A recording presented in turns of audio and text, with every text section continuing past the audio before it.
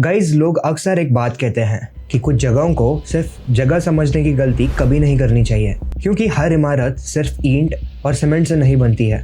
कुछ इमारतें होती हैं जो अपने अंदर कहानियां भी संभाल कर रखती हैं, और कुछ कहानियां इतनी दर्दनाक होती है कि वक्त भी उन्हें भुला नहीं पाता है। शायद इसीलिए पुरानी बिल्डिंग्स में घुसते ही एक अजीब सा एहसास होता है। सब कुछ बिल्कुल नॉर्मल सा लगता है, पर किसी कारण दिल बेचैन सा होने लगता है। ऐसे लगता है कि कोई खामोशी से तुम्हें देख रहा हो, और अगर उस जगह पर कोई ऐसा हो जो सालों से बस एक ही आदमी का इंतज़ार कर रहा हो, तो वापस लौटना शायद हर किसी के नसीब में नहीं होता।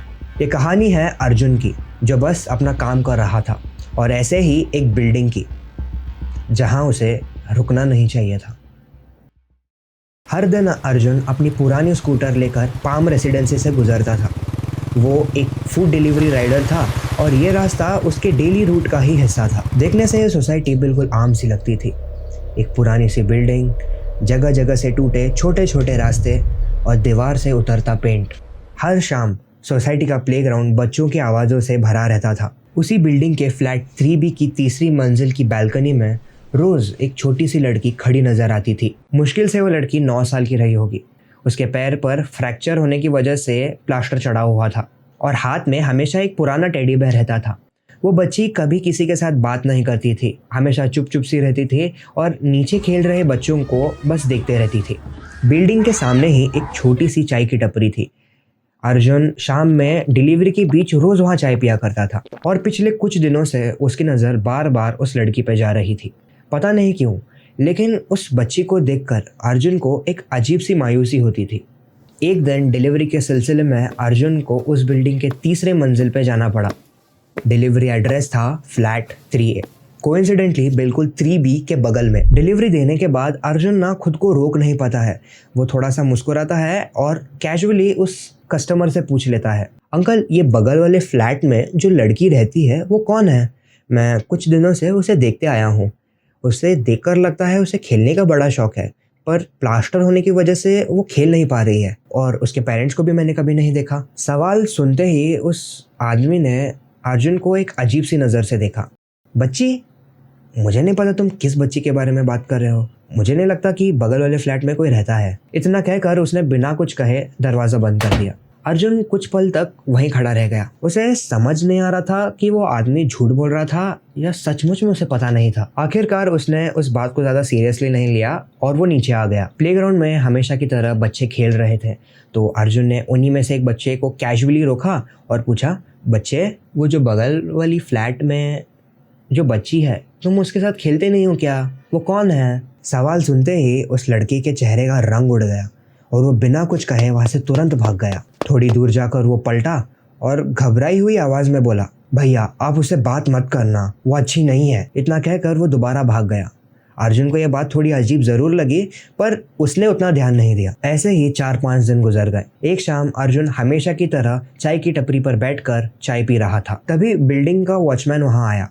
उसके आते ही अर्जुन को लगा शायद वॉचमैन कुछ जानता हो उस लड़की के बारे में। उससे रहाने गया। अर्जुन ने उस वॉचमैन से भी वही सवाल पूछा कि वो लड़की कौन है। गार्ड काफ़ी देर तक खामोश रहा, फिर बोला, सर, आप उस बिल्डिंग से गुजरते वक्त कभी ऊपर मत देखना। पर फिर वो कुछ नहीं बोला। तभी अर्जुन ने देखा वहाँ एक बूढ़ी औरत एक सूटकेस लेकर बिल्डिंग के अंदर जा रही थी, और वो सूटकेस बहुत ही ज़्यादा भारी था। अर्जुन तुरंत आगे बढ़ा और सूटकेस उठाकर तुरंत उनकी हेल्प कर दी। अब क्यूरियोसिटी इतनी थी कि मौका देकर उसने दादी से भी सवाल पूछ लिया, दादी, ये जो फ्लैट 3B में जो छोटी बच्ची रहती है वो कौन है? सवाल सुनते ही दादी के पैर रुक गए। उन्होंने अर्जुन की तरफ देखा।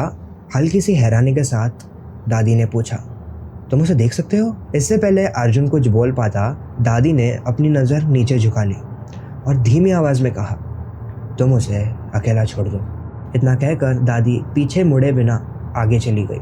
अर्जुन ये सुनकर डिस्टर्ब हो गया था। अर्जुन सोच में पड़ गया था कि आखिर क्या है उस फ्लैट में ऐसा, क्या है उस छोटी बच्ची में कि कोई उसके बारे में कुछ बताने को तैयार ही नहीं है, कोई उसके बारे में बात ही नहीं करना चाहता है। अर्जुन ने फैसला कर लिया था कि अब वो खुद ही जाकर देखेगा कि उस फ्लैट में ऐसा क्या है। उसी शाम वो फ्लैट 3B के बाहर पहुंच गया। उधर जाते ही उसे कुछ अजीब नहीं दिखा या कुछ अजीब सुनाई नहीं दिया। इनफैक्ट उस घर के अंदर से टीवी चलने की भी आवाज़ आ रही थी। अर्जुन ने सोचा शायद सोसाइटी के लोग ही इन्हें पसंद नहीं करते हैं। इतना कहकर वो नीचे आने लगा। तभी वॉचमैन की नज़र उस पर पड़ी। अर्जुन ने कहा, अरे वो फैमिली तो बिल्कुल नॉर्मल लग रही थी, पता नहीं तुम लोग उनके साथ ऐसा बिहेव क्यों करते हो। ये सुनते ही वॉचमैन का चेहरा बदल गया। उसने घबरा कर अर्जुन से पूछा, एक बात बता, तूने कहीं फ्लैट 3B का दरवाज़ा तो नहीं खोला ना? अर्जुन ने कहा, नहीं। वॉचमैन का चेहरा एकदम से सफ़ेद पड़ गया। उसने अर्जुन से कहा, भाई वो फ्लैट पिछले 12 सालों से बंद पड़ा है। ये सुनकर अर्जुन ज़ोर ज़ोर से हंसने लगा। वॉचमैन ने कहा, ये कोई मजाक की बात नहीं है, ये बिल्कुल सच है। और उसे प्रूफ करने के लिए वॉचमैन ने अर्जुन को पुराने न्यूज़पेपर्स तक दिखाए जिसमें उसी बिल्डिंग के फ्लैट 3B में आग लगने की खबर छपी हुई थी। वो न्यूज़पेपर देखकर अर्जुन को कुछ समझ नहीं आ रहा था। वो रात भर उसके बारे में सोचता रहा और अगले दिन पीस ऑफ माइंड के लिए ही सही वो म्युनिसिपल ऑफिस पहुंचा। वहाँ उसे फाइल मिली। पता चला वॉचमैन की बात सच थी। अब से 12 साल पहले वहाँ पे मुशर्रफ फैमिली रहती थी। एक रात अचानक वहाँ उस फ्लैट में आग लग गई। किसी तरह से मम्मी डैडी तो बच निकले, पर अफसोस की बात है उनकी बेटी बच नहीं सकी। अर्जुन ने सोचा, यार बहुत बुरा हुआ उनके साथ, पर अभी जो फैमिली रह रही है इनका उनके साथ क्या कनेक्शन है। ये कहकर जैसे ही उसने फाइल का अगला पन्ना पलटा, उसके रोंगटे खड़े हो गए। वहाँ उस छोटी लड़की की फ़ोटो थी। ये वही लड़की थी जो रोज़ अर्जुन को फ्लैट 3B की बालकनी में दिखते आ रही थी। उसे उन डॉक्यूमेंट्स पर थोड़ा भी भरोसा नहीं हुआ। वो सोचने लगा, भाई ये बिल्कुल सच नहीं हो सकता। मैंने खुद चेक किया था, वहाँ से टीवी की आवाज़ भी आ रही थी, बिल्कुल नॉर्मल लग रहा था। तो घर कैसे बंद हो सकता है? और मैंने खुद उस लड़की को डेली ही देखा है अभी तो ये सच नहीं हो सकता। उसी शाम अर्जुन दोबारा उस बिल्डिंग के पास गया। हमेशा की तरह वो छोटी बच्ची बालकनी में खड़ी थी, पर इस बार उसने अपना हाथ हिलाया और अर्जुन को अपने पास बुलाया। अर्जुन तुरंत भागकर उस फ्लैट के पास पहुंचा। फ्लैट के पास पहुंचते ही उसके पैर कांपने लगे, उसके रोंगटे खड़े हो गए और उसका चेहरा भी सफ़ेद पड़ गया था, क्योंकि कल जब वो वहाँ आया था तो सब कुछ नॉर्मल था, पर अब वो दरवाज़ा जला हुआ था और उसके हैंडल पर धूल की मोटी परत जमी हुई थी और ऐसा लग रहा था कि सालों से किसी ने उस दरवाजे और उस हैंडल को छुआ तक ना हो। दरवाज़ा आधा खुला हुआ था। अंदर अंधेरा होने की वजह से अर्जुन ने अपने मोबाइल की फ्लैश लाइट ऑन की और अंदर चला गया। घर का हर कोना जल चुका था, दीवारें काली पड़ चुकी थी, पूरा फर्नीचर राख हो चुका था और अभी भी थोड़ी सी जलने की बू उस घर में आ रही थी। उसने पूरा फ्लैट देख लिया, पर वहाँ कोई नहीं था। तभी उसकी नज़र ज़मीन पर पड़ी। धूल के ऊपर छोटे छोटे पैरों के निशान बने हुए थे जो बालकनी की तरफ जा रहे थे। अर्जुन उन निशानों का पीछा कर कर बालकनी तक पहुँचा। बालकनी में पहुँचते ही उसने बालकनी से नीचे देखा और नीचे देखते ही उसकी सांसें रुक सी गई थी। नीचे प्लेग्राउंड में वो खुद खड़ा था, अपनी स्कूटर के पास, अपना सर ऊपर उठाए हुए। फिर नीचे वाले अर्जुन ने धीरे से मुस्कुराया, एक ऐसी मुस्कान जो इंसान की लग ही नहीं रही थी। उसकी फ्लैश लाइट फ्लिकर करने लगी और कुछ ही सेकंड्स में बंद हो गई। कमरे में अंधेरा छा गया। तभी अगले ही पल एक आवाज़ आई, जब किसी को मेरी परवाह नहीं थी, तुमने मेरी परवाह की। फिर एक छोटे बच्ची की हंसने की गूंज सुनाई दी। कमरे के अंदर अर्जुन जोर जोर से चीखने लगा, चिल्लाने लगा। चीख सुनते ही नीचे खड़ा हुआ वॉचमैन तुरंत ऊपर की तरफ भागा। आसपास के लोग भी घरों से बाहर निकल आए। उन्होंने देखा कि फ्लैट 3B से ही आवाज़ आ रही थी, बट जब वो उस फ्लैट के सामने पहुंचे तो उन्होंने देखा कि फ्लैट तो लॉक था बाहर से। पुलिस को बुलाया गया। पुलिस ने ताला तोड़ा और वो अंदर चले गए, पर अंदर ना तो उन्हें अर्जुन मिला और ना ही उसके कोई पैरों के निशान। कमरे के कॉर्नर में उन्हें मिला तो बस एक पुराना सा टेडी बेयर और उसके बगल में ही एक टूटा हुआ मोबाइल फ़ोन। लोग आज भी कहते हैं कि अगर तुम उस बिल्डिंग के सामने से गुजरो तो तीसरी मंजिल की बालकनी को ज़रूर देखना।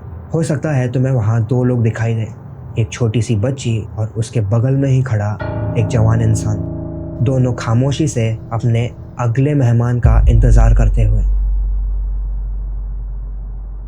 विद दैट आज की हमारी ये कहानी यही ख़त्म होती है। बिफोर यू गो गाइज, अगर तुम्हें आज की वीडियो में मेरी आवाज़ अगर अजीब लगी हो तो I am so sorry for that. The thing is मैं थोड़ा सा बीमार हूँ, तो इसी की वजह से आज की जो ये वीडियो है ये थोड़ी डिले हो गई थी। एक्चुअली मैंने सोचा था कि मैं इसे आज से 3 दिन पहले शूट करूँगा, but due to health reasons मैं नहीं कर पाया। But here we are, I am working hard guys कि मैं तुम्हारे लिए अच्छी वीडियोज़ बना सकूँ। So please keep that in mind. और अगर तुम्हें आज की ये वीडियो अच्छी लगे तो please do consider to like and subscribe guys, it really motivates me a lot.